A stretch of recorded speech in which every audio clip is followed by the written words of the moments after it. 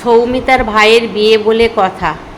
তোর খুব ইচ্ছে ছিল ভাইয়ের বিয়েতে আমার কাছে একটু পার্টি মেকআপ করবে। এমনিতেও 3বার আমার কাছে সাজা হয়ে গেছে, রিং সেরেমনিতে, ব্রাইডাল, রিসেপশন, সবাই তো দেখেছে, ওর ভিডিওগুলো ছেড়েছি। কিন্তু এবার ওর ভাইয়ের বিয়েতে এত ওকে মানে খাটতে হয়েছে, মানে এত পরিশ্রম করেছে, নিজেরই খাওয়া শোয়ার সাজার সময় নেই।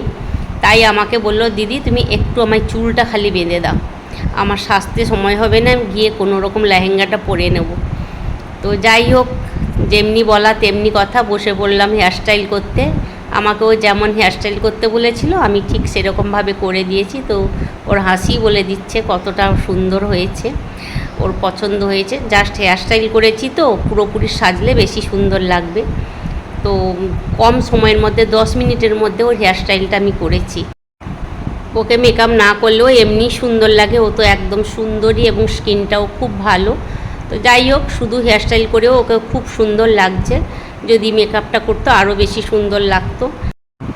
তোমাদের এই 10 মিনিটের হেয়ারস্টাইল কেমন লাগলো অবশ্যই তোমরা লাইক, শেয়ার, কমেন্ট করো।